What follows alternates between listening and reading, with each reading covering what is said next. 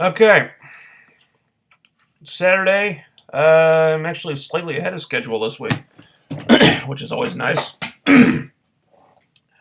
So, it's time to talk about wrestling. And I got a bunch of things to discuss with the chat room this week, so let me know if you can hear me. You can hear me. Okay, cool. Yeah. Alright. So, let's just get started with Impact. Excuse me. Damn it. From January, February, March, April 6th, this past week. Another eventful week. Got a bunch more debuts / returns. I don't know how the hell they're going to feature all the people they're bringing in. Because the roster has gone from very light to completely overloaded. So it's, where the hell are they going to find screen time to feature all these people? I have no idea. But we'll get to that. Anywho, the show begins with a match. Both guys already in the ring. Like the show starts and immediately the bell rings and the match begins. Just like that. We skipped over the entrances. No time for any of that stuff. There would have been if they hadn't had to include some other stuff, but I'll get to it. You know, I like when the show doesn't begin the same way all the time. I like that they're not adhering to one formula like every single time. Like 99 times out of 100, Raw is going to begin with this like big show opening promo that lasts for like 25 minutes. And you can usually count on that happening for the most part. So I like when they're not just doing the same thing over and over. The thing is, if you're going to begin with a match virtually already in progress, shouldn't that be reserved for feuds between guys who just hate each other so much that they just can't wait until the show begins to start beating the shit out of each other? If this show was going to begin with a match, you really should have begun with Davey versus Eddie. But you started with Eli Drake versus Caleb Conley. Good match, but it's just a random match. No storyline behind this at all. Kind of feels like it was just done to get these guys on the show. It was a good match. I like seeing Eli Drake win a fucking match for a change, because that doesn't happen nearly often enough. But why start with this one? That doesn't really make sense here. So we move on from this. Immediately afterward, we have JB and excuse me, JB and Josh Matthews are still arguing, and at this point, it gets turned up to 11. And they're standing up out of their seats. They're practically coming to blows at this point. And this will become a problem once again throughout the show, where they're just arguing nonstop instead of calling the action. Really bothers me when that happens. But here's, they almost start fighting, so Pritchard has to come out here to play peacemaker. And so he gets them all in the ring, and JB is sucking up to him, and Josh is being his usual unlikable self. And Pritchard decides to make a match out of this, because that's what this show really needs, a full-blown feud between the announcers. So they're each going to pick a team of 4 to fight each other next week, and whichever team wins, I guess, gets the bragging rights for the announcer they represent. Nothing apparently on the line except that, just bragging rights.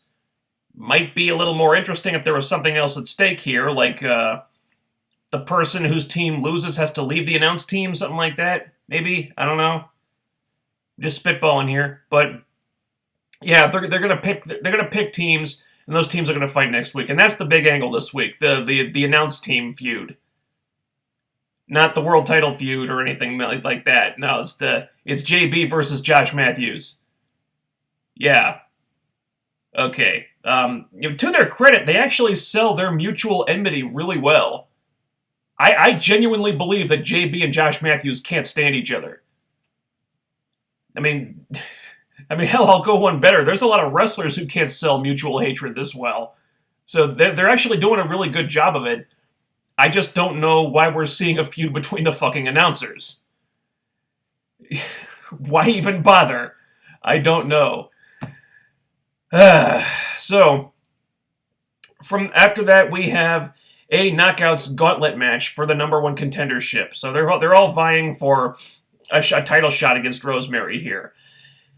And so we have Casey Quinn, whose name has been changed to Ava Story. Not sure why, because they just changed her name to Casey Quinn, and now they're changing it to something else. You figure it out. So, Ava Story versus Madison Rayne versus Rebel versus Amanda Rodriguez versus MJ Jenkins versus ODB versus Brandy Rhodes.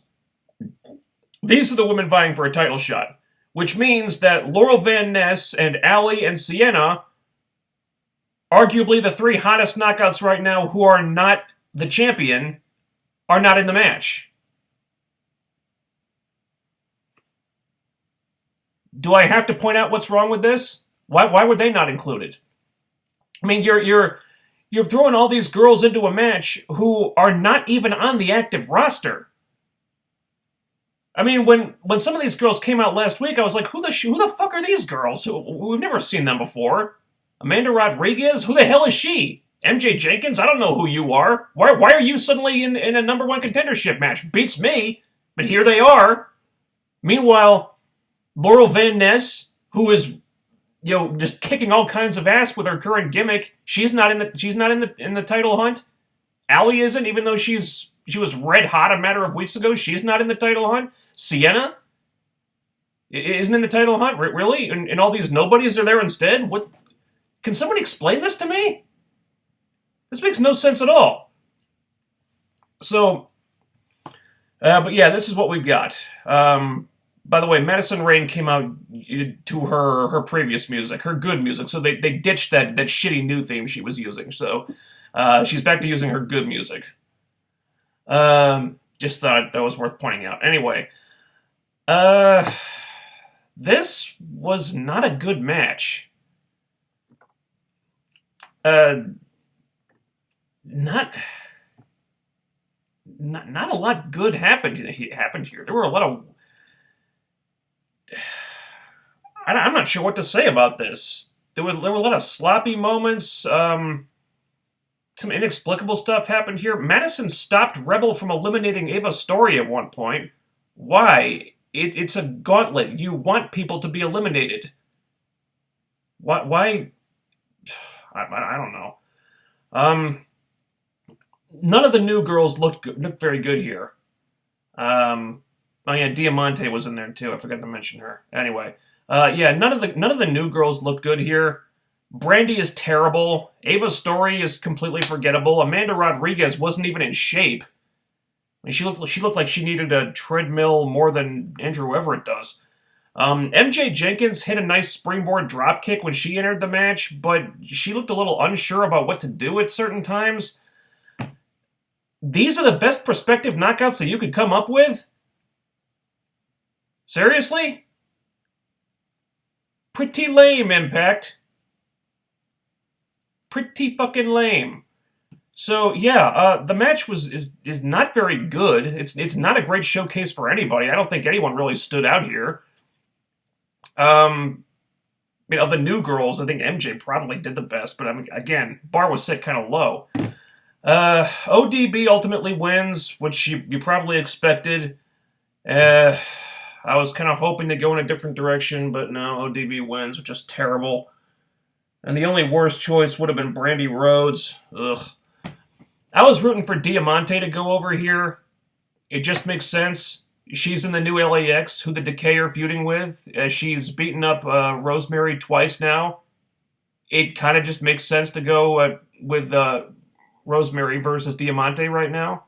I think that would be a really good match. Because again, I've been watching some of Diamante's stuff, and she's good, she's talented. So let's do that feud. Also, the crowd booed when she was eliminated. So, kind of feel like they made the wrong decision here. Also, she's eliminated by Brandy Rhodes of all people. Are you fucking kidding me? Oh God. I don't know what they're thinking with Brandy. Shit is terrible. So ODB is your number one contender, and I'm really worried that they're going to put her over Rosemary and have her win the title just to put over the new regime. Because Rosemary represents the previous regime, and a lot of those people are getting thrown under the bus. So I'm definitely worried. Okay, if this is just done to put over Rosemary, okay. But if ODB wins that fucking title, that really needs to not happen. Seriously, we don't need to see that again. ODB is a terrible champion historically. So after this, we got James Storm coming out for a promo. And he's back to being the cowboy. He's back to being full-on babyface mode. He points out that the highest rated Impact that they ever did was the night that he won the World Championship, which is a good point. It's a very good point. And he's going to do whatever it takes to become the world champion again. Yes. Hashtag Storm for Champ. And this brings out Bram and Kingston. And Kingston really lays into him here. Nice to see him get some mic time. The guy's a very underrated talker. He's an excellent promo that they haven't really taken advantage of. It doesn't seem like they're that high on Kingston, or that they ever were. Kind of think he was only signed because of Jade, who's not there anymore. So don't think Kingston is long for Impact, but nice to see him get to talk here. So he calls James Storm a liar, he takes off the mask, and he smashes it on the ground, he takes off the jacket, throws it at him, and apparently they all had an agreement that they were all going to go after the titles, and Bram and Kingston were going to get the tag titles, and Storm was going to get the world title, which begs the question of why they never tried to go after the world title when Storm was... You know what, never mind, it's not important. There's some revisionist history here, but whatever. Long story short, they got off course, and now Storm is pulling the plug. So it's another case of the writers trying to make Storm a faction leader and having that not really work out, and then having him just go back to being the cowboy. I'm not sure why they tried it again. The Revolution gimmick I thought could have worked, but they just didn't really get behind it. And it was kind of the same thing here. Again, you've got a decent faction. There's potential there, but it's like they brought them in without a plan, and they gave them no direction, and they just ended up sputtering and fizzling out. And now Storm is back to being the cowboy again, because that's how the fans like their James Storm. Okay, let's roll with this then. So this kind of blows up, and Kingston spits in Storm's face, and Storm super kicks his head off, and then Bram goes after him with a chair, and Storm super kicks Bram's head off, and sorry about your damn luck, and we're out. Okay, if Storm is serious about going after the world title, then let's fucking see that. Because I want to fucking see James Storm win the world title, goddammit. I want to see that happen this year. Not sure where Bram and Kingston go from here, though, now. I suspect Kingston is probably done. Because his girlfriend left, so... Plus, it didn't seem like they were ever really high on him in the first place. I hope Bram doesn't get lost in the shuffle, because he's a talented dude. I want to see them do something with him. But we'll see. Also, where was EC3 in this segment? Weren't they supposed to do something where the crowd was going to choose between Storm and EC3 as to who gets the next title shot at Lashley? Wasn't that supposed to happen this week? What happened to that? It's like they just ignored it. I don't know what happened there. Anyway, we move on. We have Andrew Everett versus Marche Rocket versus Suicide in a match that Andrew Everett must win in order to get a step closer to a title shot, according to Shane Helms. So apparently Shane Helms has booking power in the X Division now, somehow. I'm not sure when that became a thing. Or even why. Wouldn't that be Bruce Pritchard's decision? I don't know, but apparently Shane Helms has enough power or clout backstage to make Andrew Everett jump through a bunch of hoops to get a title shot. Okay, it's a good match. I still think Marche Rocket looks misplaced in the X Division. He'd probably be better off in the mid-card. But, good match. Everett wins with the shooting star press. I would advise him to work on his physique a little bit. Because, looking a little softer on the midsection. Maybe him and Amanda Rodriguez can work out together. Maybe they can work on their core.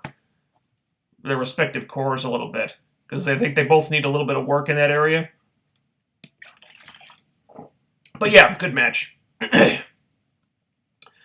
And then we have the last man standing match between Davey Richards and Eddie Edwards, a.k.a. the match that should have opened the show if they wanted to start with a match already in progress. And, okay, really good stuff here. Eddie attacks Davey before the match even starts. The kind of stuff you'd expect from two guys who can't stand each other. All right, good psychology there. Eddie powerbombs Davey into 2 chairs at one point. Davey gives Eddie this huge standing superplex onto a pile of chairs. Eddie hits the double foot stomp on Davey with his head through a chair. Some pretty brutal stuff here, actually. They really went for it. And, at some point they show Alicia at ringside. That's Eddie's wife. And then they keep cutting to her periodically. So she's going to do something. And eventually when Angelina attacks Eddie, Alicia jumps in the ring and goes after Angelina. And this was weird because where the hell was security when this happened? Because kayfabe-wise, Alicia is not a member of the roster yet.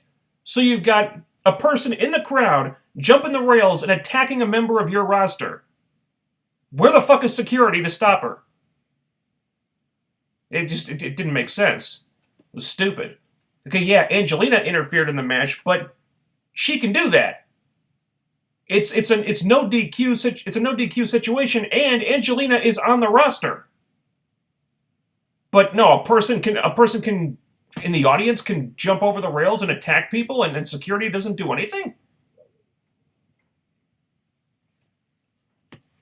It was stupid. So she whips Angelina with the belt. Angelina gets the best of her, and then she goes back in to help her man, and she's holding Eddie for Davey to kick him with his foot. It was his leg wrapped in a chain and stuff. And it's an interesting ending because Davey appears to be having second thoughts, and he doesn't really want to do it. And then Angelina convinces him to do it, like, do it for me, or you're sleeping on the couch, or no sex for you tonight, Davey. And then she's like the devil on his shoulder or something. Because apparently she killed the angel on his other shoulder, I guess. And so he does it for her. He kicks Eddie's head off, and he wins the match. Really good match. I'm still not sure the women need to be involved, though it is kind of interesting what they did here, story-wise, with Angelina. I'm not sure how they can resolve that, because I assume they wouldn't want to do an angle where Davey tells his wife to beat it. So who knows where that's going? Good stuff here, though. We get a promo for a new tag team consisting of Gunner and Crimson. Oh yeah, fuck yeah. I've been over my thoughts on Crimson a number of times. I thought that was a guy with big main event potential that they kind of screwed up with. Was he perfect in his last run? No, but I thought the raw material for a big star was there. They just needed to work on it. And he was just starting to really click as a heel character when they just kind of got rid of him. I don't know why. So, I don't know, maybe something happened there that we don't know about. But for whatever reason, they ended their relationship with him, and they've been checking back with him, here and there since then. But apparently he's getting another chance in a tag team with Gunner. Okay, let's do it. We could use another tag team, I guess. Not crazy about the name. Not that catchy. I think Dogs of War would be better. But hey, I'll settle for just getting this dude back on the screen. Gunner, okay, I wasn't as high on him.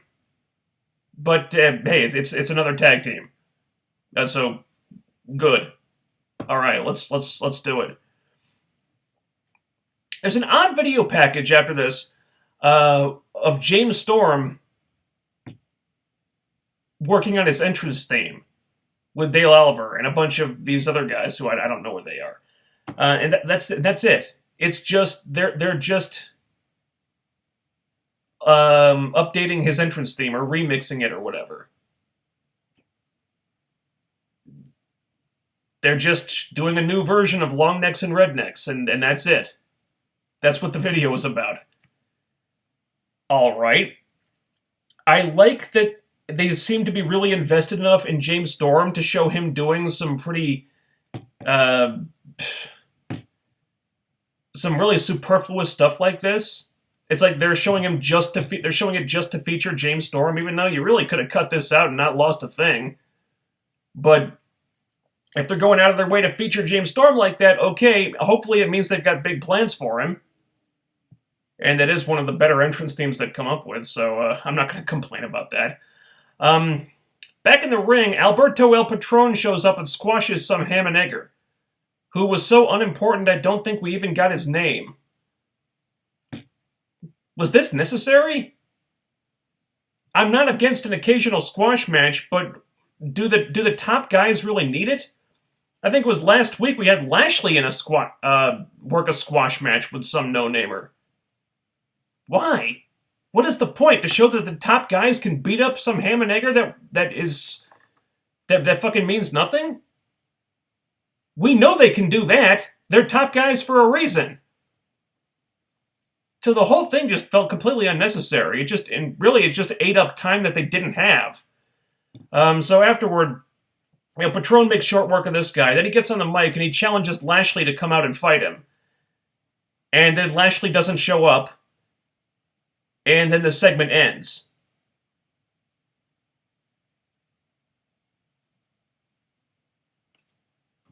It's a very strange segment. Very awkward.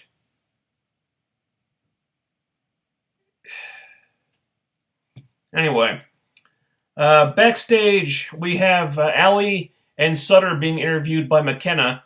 And, Allie says, oh, I don't usually get, physically involved, but with Sienna, I just couldn't help myself last week against Sienna. It felt good, and I want to do it again. And then they get interrupted by Sienna and Big KM.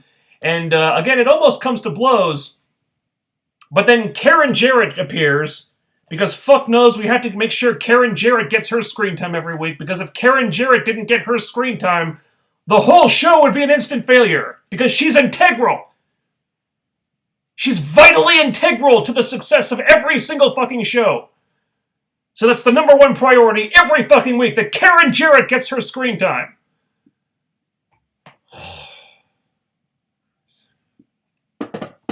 So, she makes a match. So I guess this is going to be a mixed tag match for next week, and I have to say, Sienna not taking any shit from Karen Jarrett is one of my new favorite things about this show. Because she's like, yes, sir, Mrs. Jarrett. And she is just oozing sarcasm out of every pore. And it's kind of awesome.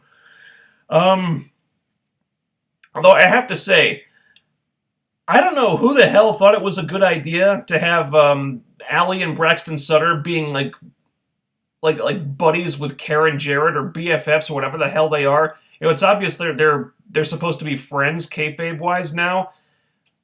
Why did anyone think that was a good idea? I have no clue. It seems like these writers still just don't understand that people don't fucking like Karen. She's irritating. She's annoying as fuck. We don't want her on the show. And what's more, we don't want her associated with people we like.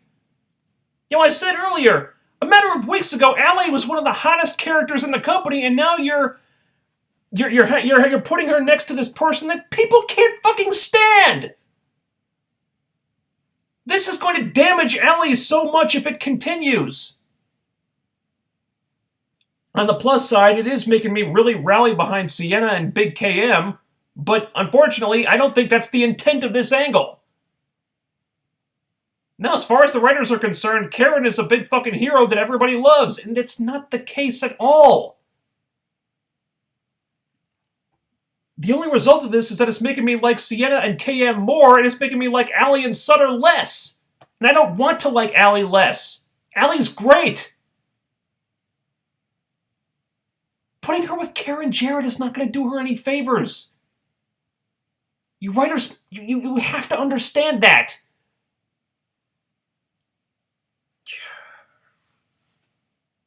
And I know Jeff is seeing his wife. I know Jeff Jarrett is seeing his wife through rose-colored glasses, and that's not going to change. But somebody has to talk some sense into this guy. They have to. So then we go to our main event segment, which is, of course, the feud between the announce team. Because what else would it be, right? So, it's time for Josh, Matthews, and JB to pick their teams. Josh picks Bobby Lashley. JB picks Alberto El Patron. No real mention of why Lashley wouldn't meet Patron out there now, but before, but he'll do it now. Again, kind of strange.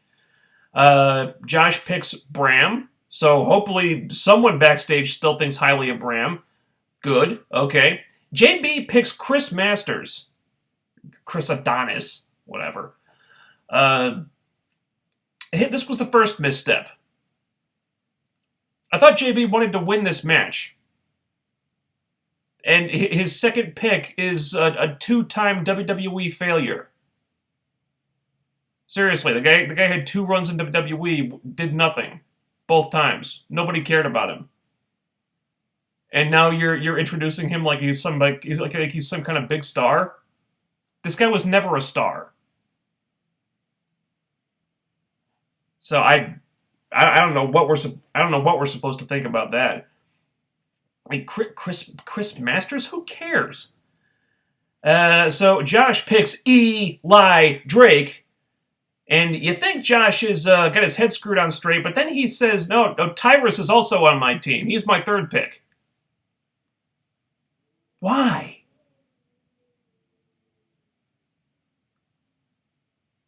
How the hell do you rationalize this? If Josh wants to win this match, why the fuck would he pick a guy for his team who never wins matches?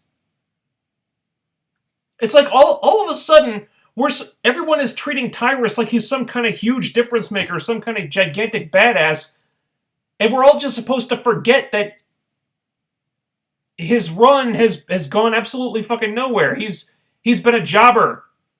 He's won like one fucking match.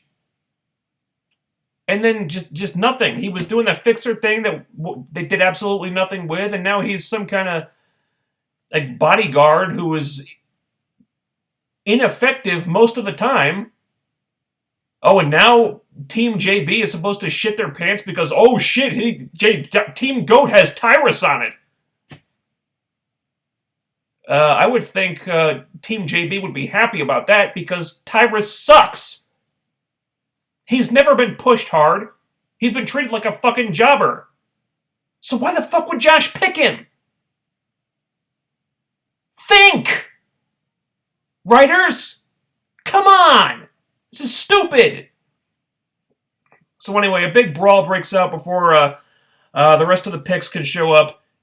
And then Matt Morgan appears and clears the ring. So he's JB's next pick, is Matt Morgan.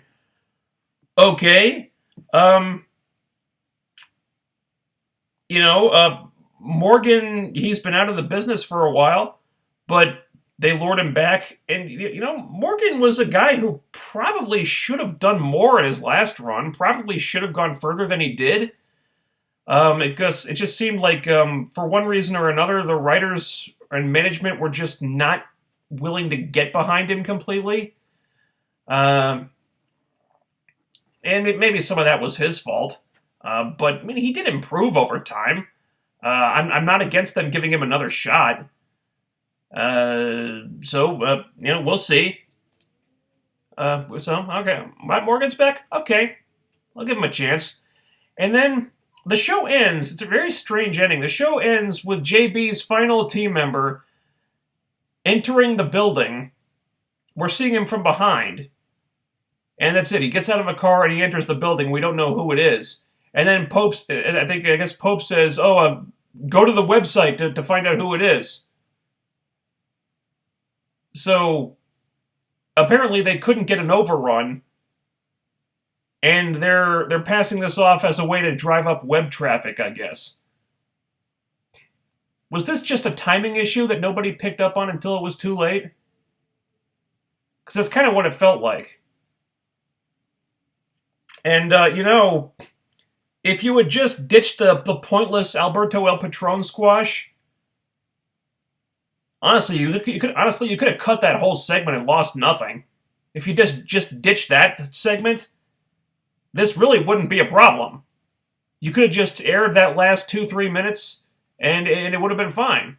By the way, the last guy was Magnus, which I'm happy about. Magnus was a guy that I was sad to see leave. I guess that angle where James Storm did an attempted murder on his wife kind of pissed him off, and who could blame him? That angle sucked. But yeah, they lured him back, which is good. Magnus was a big gateway star for them in the UK. So now that they've got Magnus, maybe they won't need Grado anymore.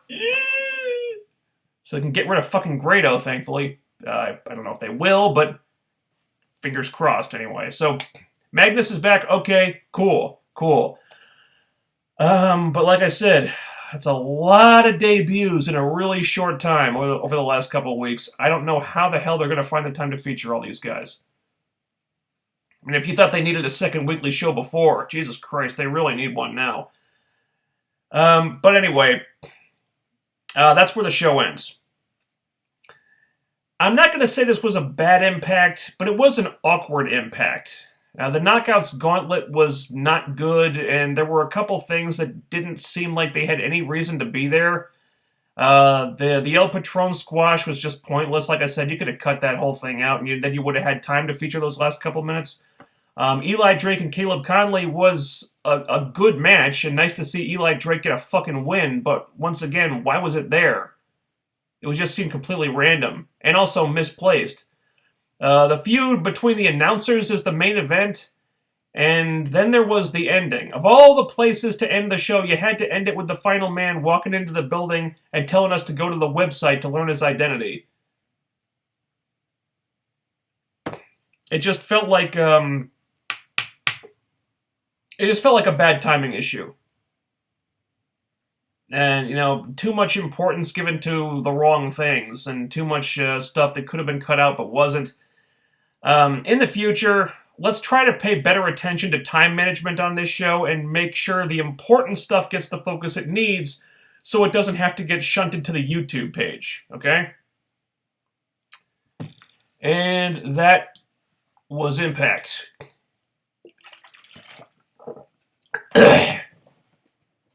Wow, a lot of people here today.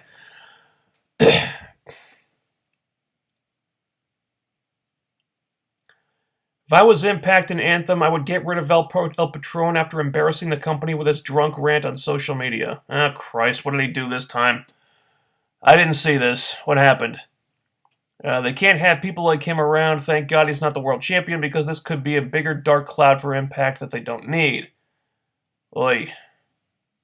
Alright, let me know in the chat room what this guy did, because I figured it was just a matter of time. I mean, it seems like every week there's some kind of news about him getting into a bar fight or getting stabbed or getting arrested or getting drunk in public or something. So they had to know this guy was a fucking flight risk. So I was kind of expecting him to get into trouble, but, Jesus. Whoever decided to give Sarita's theme to one of the new girls deserves to get punished. That was the only time I got really excited in that match. Yeah, I noticed that too. Yeah, Amanda Rodriguez came out to Sarita's old theme. That was a mean tease, wasn't it? Eddie Davey was amazing. It should have been the main event. No, it should have opened the show. Because if you're going to start any show with a match beginning immediately or already in progress, it should be between two guys who just despise each other so much that they're not going to wait for their segment to air. Yeah, they're not going to wait until the top of the hour. They want to beat each other up right now. It made sense for that match to open the show.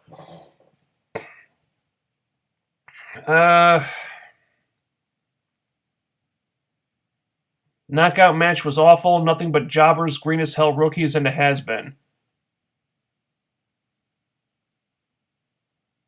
Mostly, yeah. I'm still behind Diamante though. I mean, she didn't get spotlighted or featured well here, but I maintain that Diamante is a solid investment. But yeah, those other girls, not a good showcase for anybody.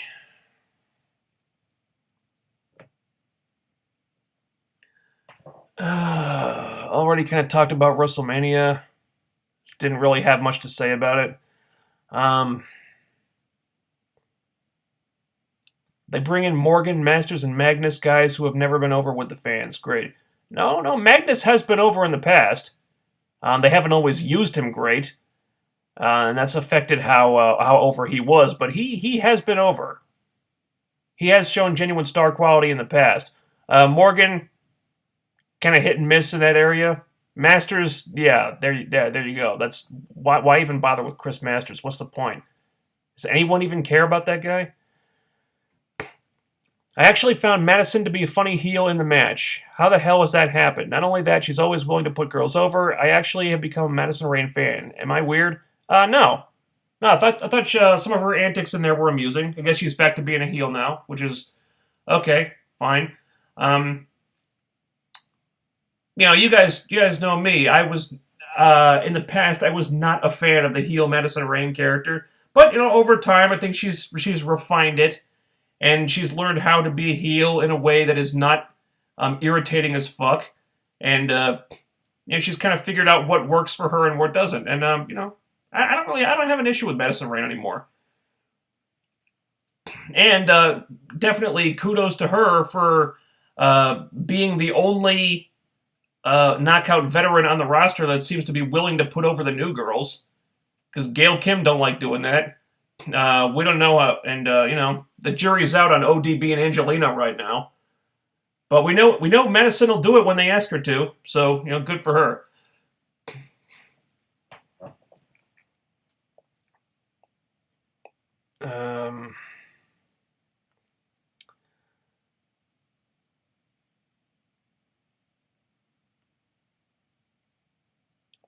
Brandy Rhodes eliminating Diamante was fucking bullshit. Oh yeah, hell yeah. The crowd booed when that happened. They fucking booed. They like Diamante. And the longer they use Brandy Rhodes, they're just exposing her as being shit in the ring. Don't get me started on that. Okay. I like that they're bringing in new teams. The tag division will be strong, but in this case, I like just one half of the team. Gunner, I never liked Crimson at all. Okay, I think I think Crimson's a wait and see. I like his potential. I think there's potential for a big star there. He just needs to work. He just needed to work on a few things the last time we saw him. Now he was a work in progress, but he was one that I was eager to see develop. ODB should be called OTP, One Trick Pony. Clever. I might use that later on. I like that. Am I the only one who didn't like that Bram got super kicked earlier in the show by James Storm and then just appeared in the main event in his gear looking like nothing happened? Yeah. Kind of like they just wanted to sweep all the DCC stuff under the rug. Yeah, Josh announces him like he's a big deal when he just got embarrassed by James Storm like 20 minutes prior. Okay, so they just want us to forget about the DCC instantly. All right, whatever. Kind of an awkward transition, but I guess that tends to happen when you switch creative teams. What was the point of the knockout match? There was no Sienna, Allie, Brooke, LVN, just a bunch of no-names. I know. It made no sense. At least in Brooke's case, we know she wasn't at the TV tapings because she had an autograph signing in New York or something. But why the hell were LVN, Sienna, and Allie not in this match? At least those are characters that people have an investment in, but no, you just put a bunch of no-namers in there? Why? Why are they even getting a chance like this? A lot of those girls are not even on the roster. Why are they even in the match? It makes no sense. Okay. the greenness of a majority of the gauntlet showed. Yeah. If they wanted me to hate Matthews, they should have had him pick wrestlers I don't like. Instead, they made me hate Borash because he, for some reason, decided to bring back Chris Masters of all people. Yeah, so Team Borash has Chris Masters, and Team Josh has Tyrus. So it's like either way, they want us to not give a shit, no matter who wins. You figure it out.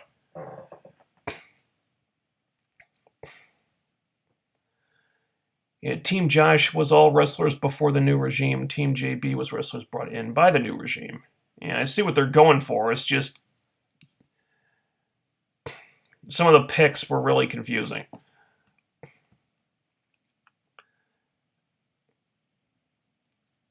Okay. Brandy Rhodes should have stuck to modeling bikinis and swimsuits because she's got a great body and that's it. She's nothing more than a pretty face. She is definitely making it. She's definitely proven your argument every time she gets in the ring. I don't know what they're thinking.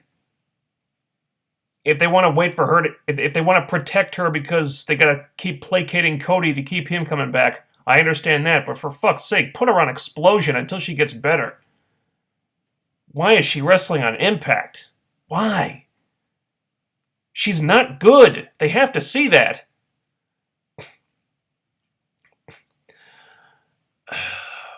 Why can't they make up their mind with James Storm? Do you think the new regime will stop burying the decay? I don't know. I think in the case of James Storm, they're trying to correct the mistakes of the previous regime that thought he needed to be like an evil faction leader or something. This is Jeff Jarrett like kind of calling an audible and saying, no, he's the cowboy James Storm. It's a simple formula. You just let him go out there and be himself, and people like him for that. It's probably not wrong. And, well, the new regime stopped burying the decay. God, I hope so. I've said this before, but they're really the only established tag team you've got that has any credibility. Last year they were feuding with Beer Money and the Wolves and the Hardys, and they were going toe to toe with them. And now all of a sudden it's like, oh, they're jobbing to Reno Scum. They're not being pushed as a force anymore. Why the hell not? I know they were representing the old regime, but not everything in the old regime was a failure. There were some success stories. The Decay was one of them. So fucking treat them like that. And if you bury the Decay too much, then beating them doesn't mean anything, and then you've got no real tag team feuds that people are going to give a shit about. Because right now, your main tag team feud has got to be LAX and Decay. Because people care about Decay still. They care about this new LAX, because that's an established brand. They don't care about Reno Scum yet. They don't care about Garza Jr. Laredo Kid yet. That's going to take time to get those guys over. So the main feud you've got that people care about is LAX and Decay. But if you bury Decay, then that feud doesn't work. That's one of the reasons why I thought Decay should have won the tag titles last week. To kind of reestablish them as the force they're supposed to be.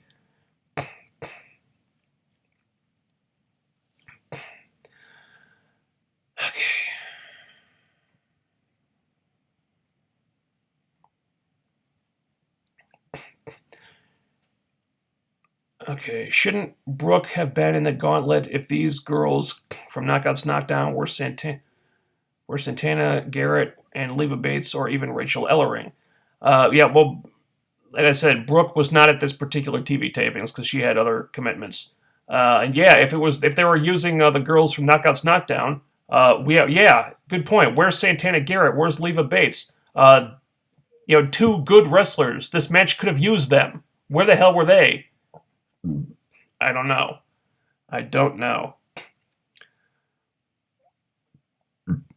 Thoughts on what's going on with JBL recently denying what Justin Roberts said? I'm going to go with Justin Roberts on this because he's hardly the first person who's accused JBL of bullying.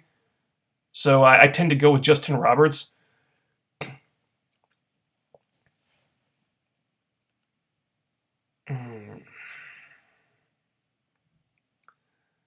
Okay.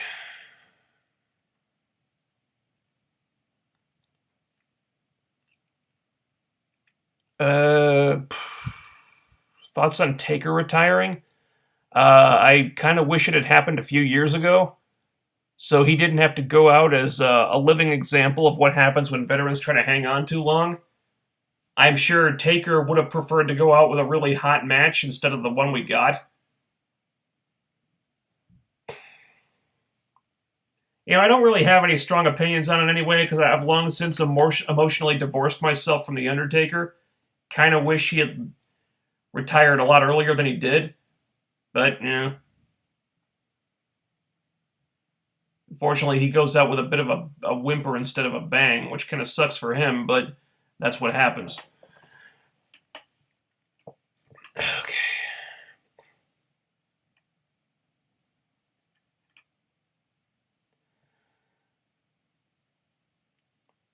ADR is implying a Triple H released Paige's sex tape.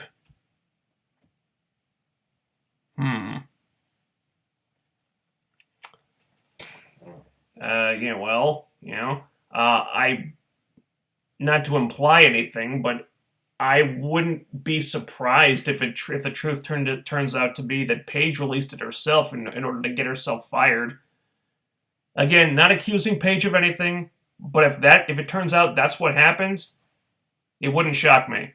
But Triple H released his sex tape. Why the hell would he do that? Yeah, it's Patron, just do yourself a favor and stop talking about it.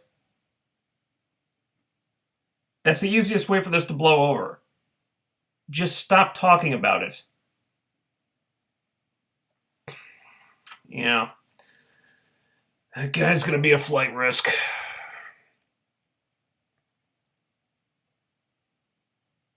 The announcers they announced that if Everett lost, he would never get a shot again. Who made that stipulation? Does Shane Helms have booking? Does Shane Helms have kayfabe booking power over the X Division? If so, how did he get it and when?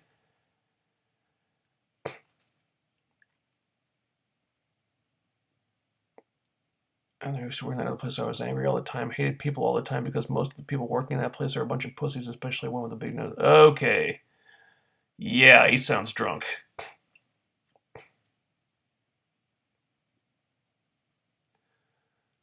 You could say that security did not stop Angelina from attacking Alicia the first time. Why would they stop Angelina? You could say Angelina was just. You could say it was self-defense in Angelina's case. She was defending herself from a fan who jumped the rail and attacked her. Alicia is the one who needed to be restrained.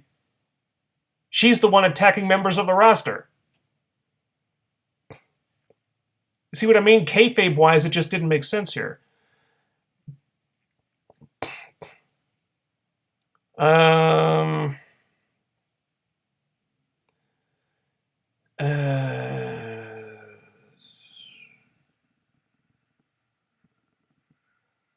Do you think it would have been better if Lesnar hadn't ended the streak and that they would have had Reigns do it this year instead?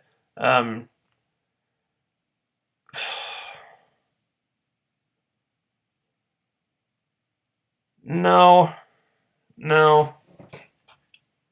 I mean, it still wouldn't have been great. At least with Brock, with Brock and God, how do I say this? At least there's no real shame in losing to Brock Lesnar because it's Brock fucking Lesnar. With Reigns, it feels like a really bitter pill for the audience to swallow because this is a guy that the fans just don't like. At least in Lesnar's case, even when he's a heel, the fans still respect him because the guy's such a fucking freak of nature. Reigns, okay, he's not as bad as people say. I mean, he's a talented guy, but character-wise, he's just a really unlikable prick. And the fans don't like him. And to have Taker take the loss to that guy, it just doesn't feel. It's not a satisfying loss. And I think that was one of the big problems with that. Because if fans have to watch Undertaker lose at WrestleMania, they want it to be to a guy that they at least respect, and fans respect Brock. I don't feel like they have a lot of respect for Roman Reigns.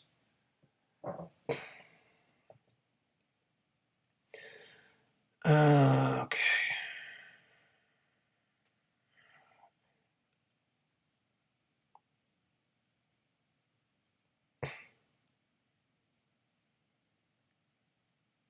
Eddie's wife wrestled better than everyone in the Knockouts match. Well, she's got more experience than most of them, so that's not surprising.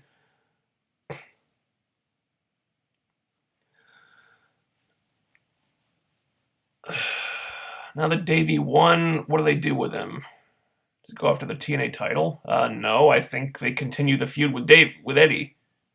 Because the heel winning means that the feud's probably going to keep going until Eddie gets the win back.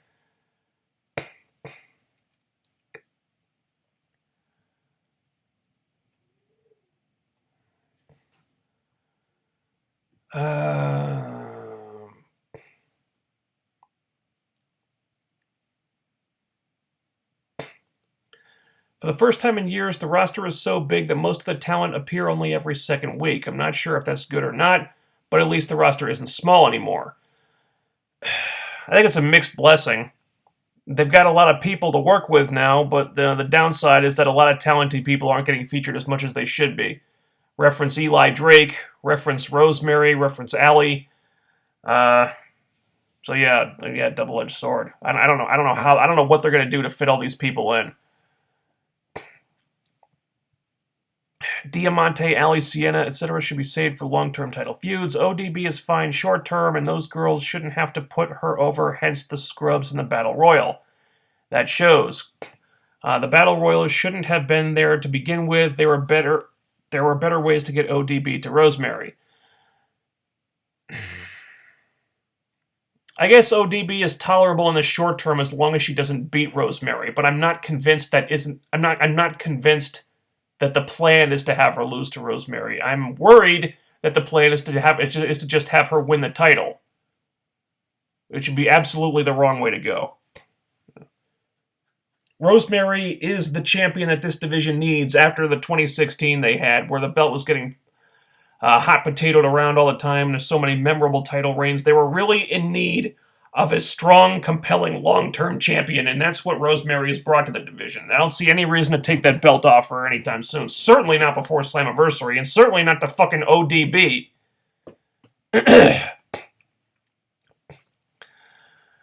Okay. We need to start the hashtag GTFO Karen movement. I'm down.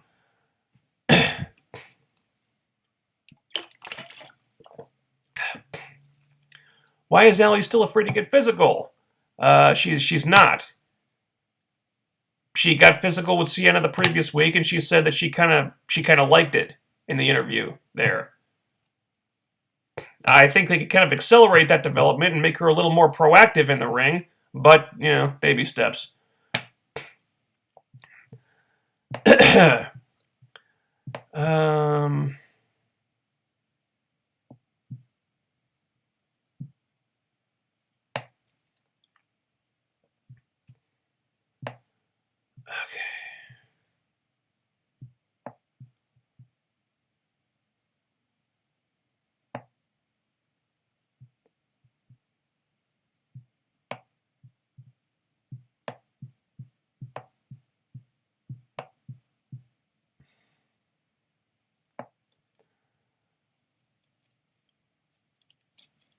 And Karen Jarrett is fucking obnoxious. Get rid of her. I wish. But we're stuck with her for now. Ugh. Magnus awesome, Morgan good, Patron fine, Masters why? Yeah. Aaron Rex left Impact to explore other opportunities. I hate this idea of not seeing Aaron Rex but good for him searching for other opportunities. Yeah, sadly, it doesn't feel like that much of a loss. I will maintain that he's a super talented guy, but they just didn't use him right. Um, they brought him in as a babyface. He didn't really click that way. And then they turned him heel, and then they were close to getting him to work. And then they went with the Liberace gimmick. They started with that, and it didn't. I just wasn't digging it. I still maintain that the man is talented, but the gimmicks they were just not working out for whatever reason. So yeah, it doesn't feel like that much of a loss. Just crazy to say, because I loved him as Damian Sandow. It just I don't know what happened.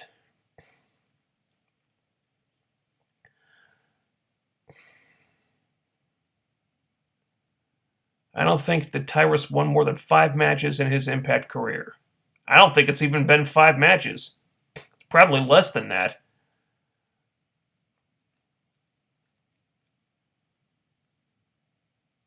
Who is worse, Brandy Rhodes or Dana Brooke? Oh, Brandy, easily. I'm not saying Dana Brooke is great or anything, but she's better. I'll take her over Brandy Rhodes. Jennifer Blake should be in the women's tourney. Well, she's definitely one of the people I'd go after.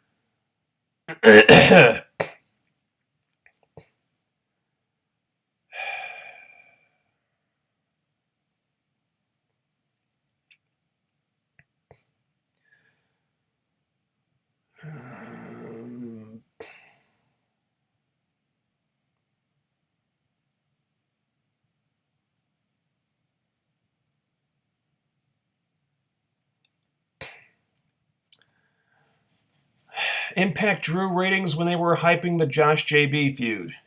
Yeah, viewership went up this week. I think it goes to show that storylines and characters tend to be what draws more than just bare bones wrestling. So they ended the show with a big angle, and it paid off. I think it was a really. I still think it was really awkward to put the announcers feud in the main event spot, but hey, they fit in some debuts there and some returns, and people seem to respond to it. Okay. I guess you can't argue with the results. Why does Jarrett think that GFW still exists? It doesn't. If it did and was doing good, he would not be back in the company. Yeah, last I heard, Jeff was trying to parlay GFW into some kind of pyramid scheme. It seems like everybody except Jeff has written GFW off as a failed experiment. He seems to have trouble letting that one go, though. Anyone know if this story between LVN and Allie is going to kick into second gear? Don't get me wrong, I love seeing Bridezilla, but they hardly did anything since the wedding. I think you're going to get your wish pretty soon. Laurel Van Ness is with Zack Ryder now. Ah, oh, God. That lucky son of a bitch. Fuck you, Zack Ryder. You and Grado. He's crazy over in the UK, though. Okay, well, having Grado, who is crazy over in the UK, didn't stop then TNA from losing their UK TV deal. So if having Grado on their roster didn't even help with that, I don't see much point in keeping them, especially if they've got Magnus back.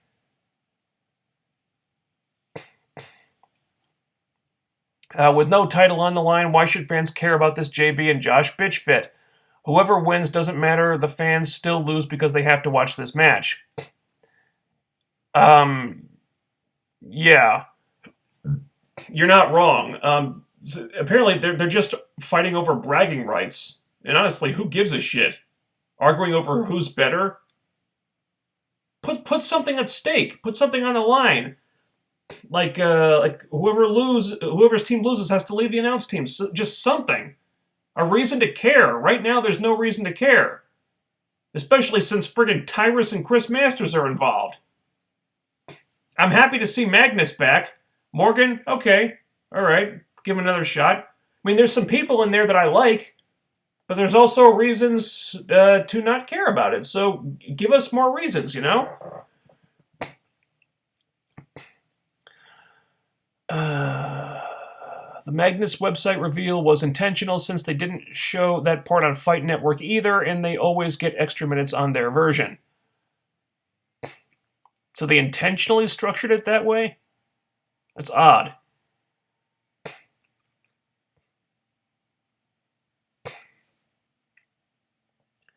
Not sure if it was cut or if it'll air next week, but the tapings, there was a point where Josh says that if his team loses, he will leave the commentary team. Okay, all right. I imagine that'll be on the show next week. So that's something. Okay. But just when Josh is starting to get entertaining as a heel character, they take him off the show. Figures.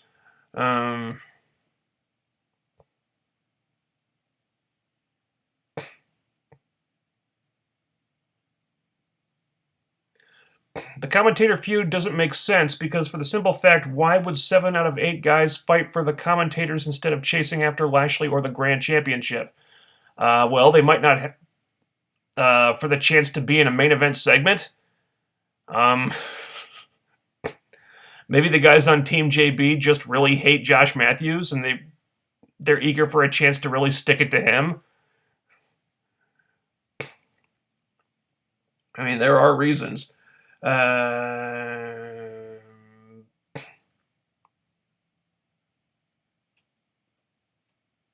Diamante is very talented. Her height is a bit of a pet peeve. Yeah, she's pretty short. Of course, Madison Rayne is pretty minuscule. Hasn't stopped her from becoming a multi-time champion. The height really isn't an issue. I think it just depends on how they're booked.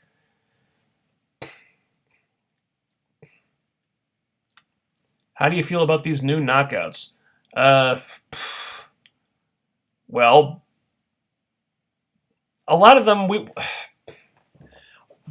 I don't think we know for sure who's signed and who isn't. I think most of these girls that we're seeing right now are just there for a couple of shows to introduce them before Knockouts Knockdown. So most of them are probably not going to be sticking around. Diamante has been signed, and spoiler, Alicia has been signed.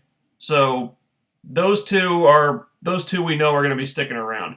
I think there were some rumblings that MJ might be getting signed to. I don't know if that's official or anything yet.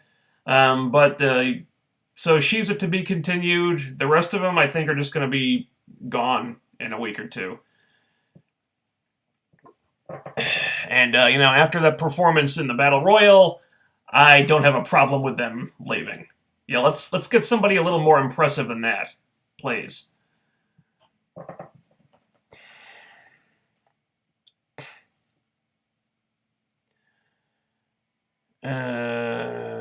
Okay.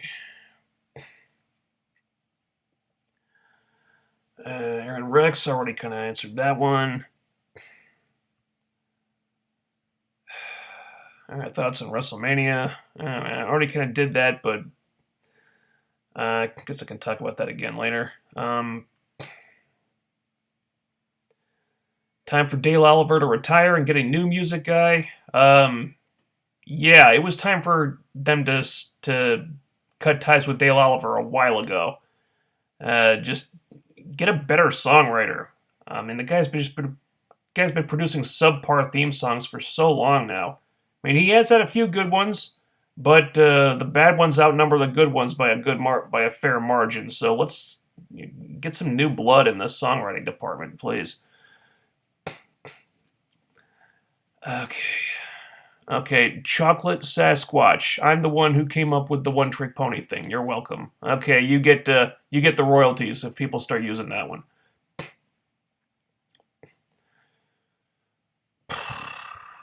Who's worse, Brandy, Lacey, or Raquel?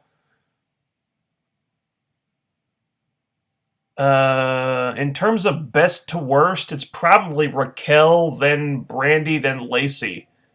And if Raquel is the best wrestler in a group, that's kind of terrifying. But yeah, I mean, Raquel, she was bad, but at least you could tell that she had some kind of athletic ability. She just didn't really know what she was doing in the ring. Brandy, she is either untalented or just way too green to be on TV, or both. And with Lacey, she was just so bad that she was dangerous to be in the ring with. So, pick your poison. They all suck.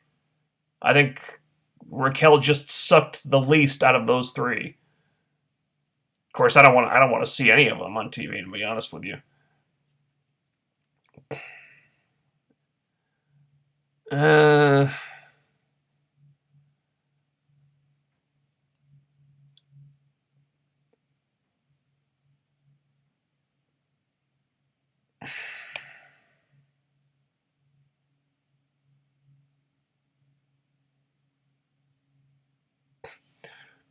When you don't have many tag teams, defeating new tag teams that aren't over doesn't get them over. Okay, but having them all go over the one tag team you have that is over isn't a solution either. Because after a little bit of that, the one tag team you have that is over isn't over anymore. And then you're left with the same problem. No, I think the solution is to really build up the one tag team you have that is over. And so when the day comes that somebody beats them, that win really means something. And hopefully the team that beat them becomes over as a result. And then you've got two tag teams that are over. Okay.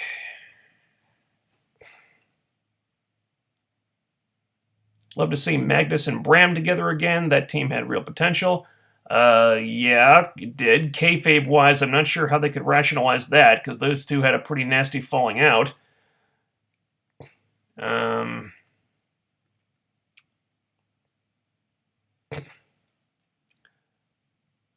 in TNA needs a major character change? Karen Jarrett. They should change her character to someone who just stays off TV. Yeah, give her the stays off TV gimmick. Do you think TNA missed the ball by not getting Kimberly and Heidi Loveless before WWE did? And thoughts on the upcoming women's tournament? Kimberly, yes. Heidi Loveless, no. I've never been a fan of Heidi Loveless. I don't know. It was one of those things where a lot of people seem to like her, but I look at her and I'm like, I don't get it. I just don't. I've never liked her look. I never liked her gimmick. I didn't see what the big deal was about her wrestling. I'm just not a fan. Kimberly, I like a lot. Kind of a shame that they didn't never try to bring her in. They could have done something with her and Allie. Could have reunited the Kimber Bombs. That would have been cool. Women's tournament. Well, we don't really know who's going to be in it yet. I heard Kaylee Ray and the Owens twins are going to be in there, so WWE is probably going to be signing them. Ugh, that one hurts. I was holding out hope that TNA would rectify their mistake of not signing Kaylee Ray out of British Bootcamp 2 and eventually offer her a contract and get her. But now it looks like WWE is going to get her and then they're going to ruin her, and it's, oh god. That's going to hurt.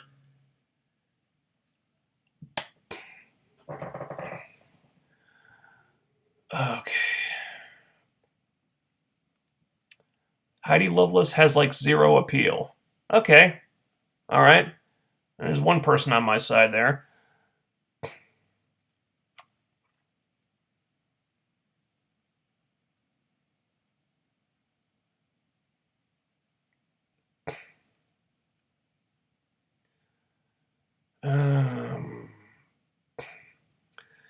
Even with no Gale, we're still stuck with watching an old wrestler wrestle Rosemary.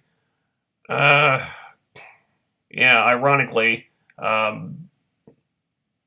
putting her with ODB is the worst option. At least with Gale, you're guaranteed to get a good match. With ODB, yeah, who the hell knows? She's just going to do her All the same stuff she always does, all the same stuff she's been doing in every match that she's had for 10 years. Probably before that, too. I'll put up with it as long as Rosemary goes over. Just have Rosemary go over, please. We don't need to see another ODB title reign. Oh, Lordy. Okay. Rumors were that it would have been Cena to retire Undertaker. I'm kind of stunned that they never pulled the trigger on Cena versus The Undertaker at WrestleMania. I can't believe that match never happened.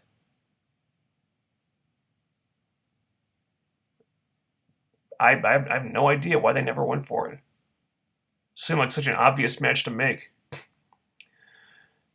Okay. Angel Rose / Diamante versus Rosemary would have been awesome, but instead we get ODB nonsense. And hopefully it'll be nothing more than an enhancement match for Rosemary. I maintain that doing Rosemary versus Diamante makes a lot more sense right now. Apparently, Impact Management see differently.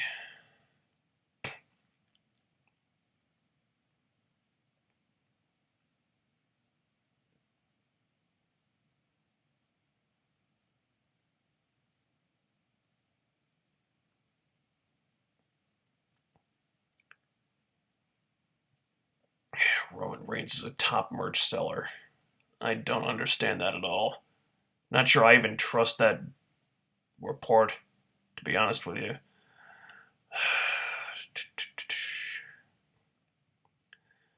Gauntlet match was the worst shit I've seen in a while, and definitely could have been a lot better.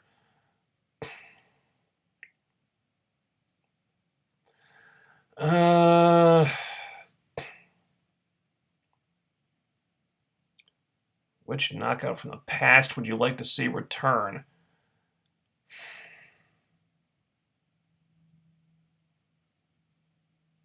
I'm really focused on the future here. I don't want to. I kind of don't want. I'm kind of not interested in seeing them bring back past knockouts. Does Jade even count as a former knockout yet? They could bring Jade back. I guess if we're going back further than that, I'd say Alyssa Flash, if they could actually use her correctly this time. But for the most part, I just kind of want to see them move forward with new girls and not go back to what was working before. Or what wasn't working before. So yeah, I'm not interested in seeing old knockouts come back. I want to see new girls come in.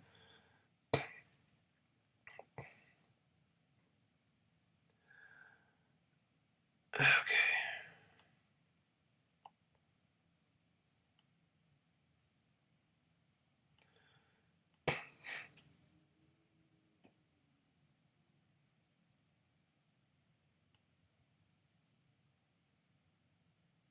Now, the knockouts in the ring, aside from the LAX chick, were generic as hell. Yeah, because most of them are probably just there for a couple shows, so they haven't. Management hasn't made any effort to gimmick them or package them or anything. They're just there to be bodies in the ring.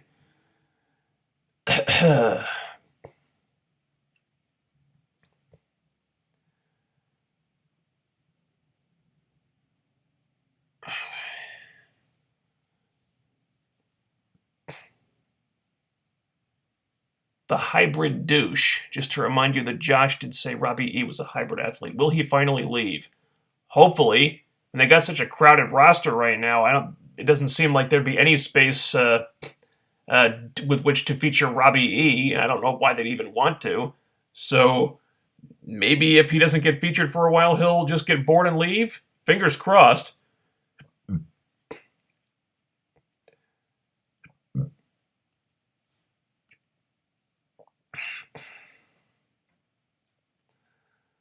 See. I do like Masters. I think he has potential that was wasted in WWE, but that's from me. Seeing him in indie performances, give him a chance with TNA. All right. Some people have said that Masters has gotten better. Maybe he has. I don't know. You can't necessarily teach charisma. Either you have it or you don't. I never really saw any in Chris Masters. But we'll see. I'm not optimistic, though.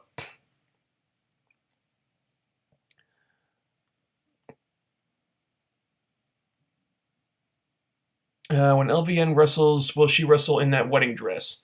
I think she may have done a match or two on Explosion in the wedding dress that haven't aired yet. Um, but I would hope not. As entertaining as the stuff in the wedding dress has been, I think it's the shelf life of that is kind of is a little limited, and it's time for her to pass the grieving stage and move on to anger. Um,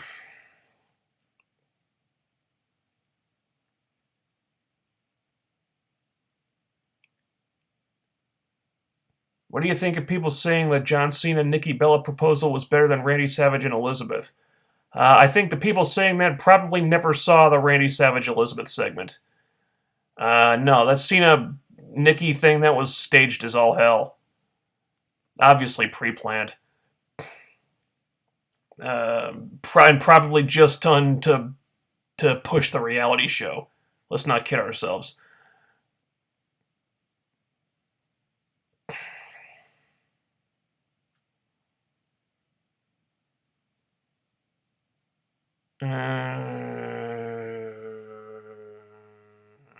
How about new wrestlers and not a bunch of wrestlers from the past? It's getting ridiculous. Well, some of those wrestlers from the past are people that the company shouldn't have let go of in the first place. Magnus, perfect example. They were stupid to let him get away. Now, they were stupid to make him so unhappy that he wanted to leave. Because that's a guy that could make them a lot of money, especially in the UK, especially with the UK fans. Matt Morgan, like I said, that was a guy who probably should have done more. I don't know how much more, but I think they could have gotten more mileage out of him than they did. So that's a return that I'm not going to complain about. Magnus, that's a return I'm happy about. Crimson, same thing. Some of these people I'm happy to have back because whatever happened in the past was stupid and it shouldn't have happened and they shouldn't have gotten rid of these people. Now, some of the returns, i.e. Chris Masters, I don't care. You can do away with that guy. Yeah, get rid of him and bring in someone new. All right, fine. But, it's not like they're not bringing in any new people. KM, he's a new guy.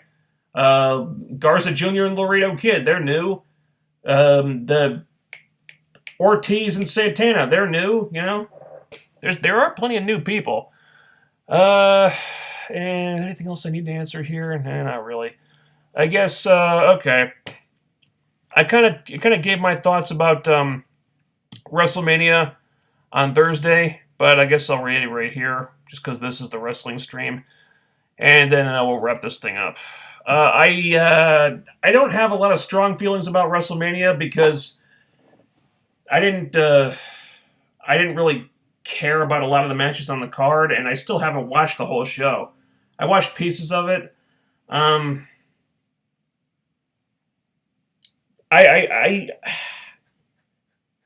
always impressed with the lengths that Shane McMahon will go to make his matches entertaining, and that's a 49-year-old man there, or something close, something around that age, and he's doing a fucking shooting star press. Just points for effort, dude. I mean, that's the man that does not need to be killing himself in the ring, but he did it. So kudos to him, and for actually putting AJ over. So good for him. The tag team match. I'm annoyed and frustrated with the way the Hardy situation turned out. It was a really cool moment when they showed up, even though you could kind of see it coming. Although the actual match itself was a little underwhelming. Not shockingly, because that was the Hardy's second ladder match in 2 days.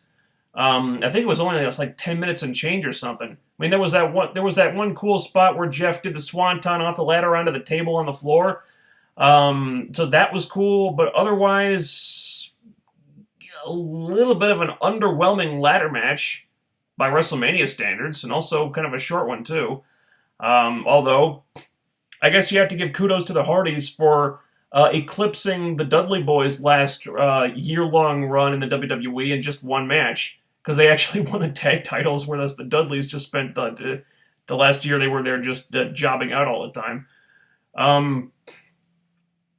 I think Triple H and Seth Rollins was really dumb for a lot of reasons. They're supposed to be a non-sanctioned match, supposedly, because Rollins is so injured that that's the only way the match can happen is if it's non-sanctioned. But yet they're still doing all the stuff they would do in a normally sanctioned match. They're still doing their entrances, still using their music. They still have a WWE official. And Rollins is still doing all his flashy kicks and high spots and stuff, even though he's supposed to have a knee that's so badly injured that he couldn't get medically cleared. And so the psychology was all kinds of fucked up. So that kind of ruined the match for me. Brock and Goldberg, I thought, even though Raven Effect is probably going to get pissed at me for saying this, I thought the match was what it needed to be. I think most of us knew what to expect going into that one. We weren't expecting like a 20-minute classic. We weren't expecting a lot of chain wrestling and psychology and stuff. This is just two giant, larger-than-life motherfuckers just going straight to the big power moves. And yeah, there were literally 4 moves in the whole match: spear, jackhammer, German suplex, F5, just over and over again. But I think anyone going in here knew what to expect. And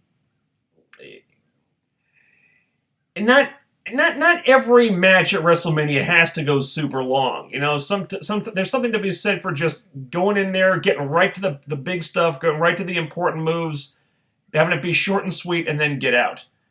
Plus, if it had gone 20 minutes, I don't think Goldberg would have lasted out there. Because there's a reason why his matches are being kept real fucking short. But yeah, I think that match was what it needed to be, and you know, not much else needs to be said about that. The main event, just Jesus Christ. I felt bad for the Undertaker because that match that was not good. That was ugly. The botches were just kind of embarrassing, and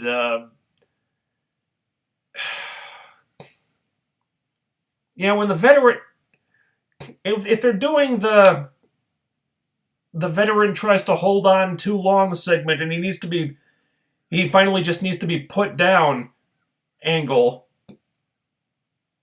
You want to at least see them go out with a hot match like Ric Flair, Shawn Michaels did. This, it just, and like I said, it went out with a whimper instead of a bang. And the match was ugly, not good, and because yeah, the crowd can sense what's happening, and they don't want the Undertaker to leave, but even though he's kind of showing why he needs to leave, but at the same time, they don't want Reigns to be the guy to do it because they don't like Reigns, they don't respect Reigns, and he's not, you know, he doesn't have that X factor that Shawn Michaels had, where he can keep them engaged and emotionally invested. No, people don't like Reigns. They don't want him to be in that spot. They don't want him to be the guy because his character is so unlikable. But here he is putting the Undertaker down, and it leaves a bad taste in everybody's mouth.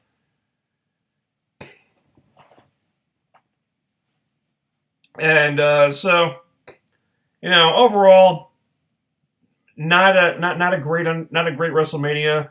I don't see why these things have to be 7 hours long. I didn't watch most of it. I didn't even watch a lot of the main show. Watched certain matches. You know, there was some good stuff in there. Also, some stuff I didn't really care about. And that's about all I got. Like I said, not a lot of strong feelings about WrestleMania. And well, Kane might be leaving, huh? Okay.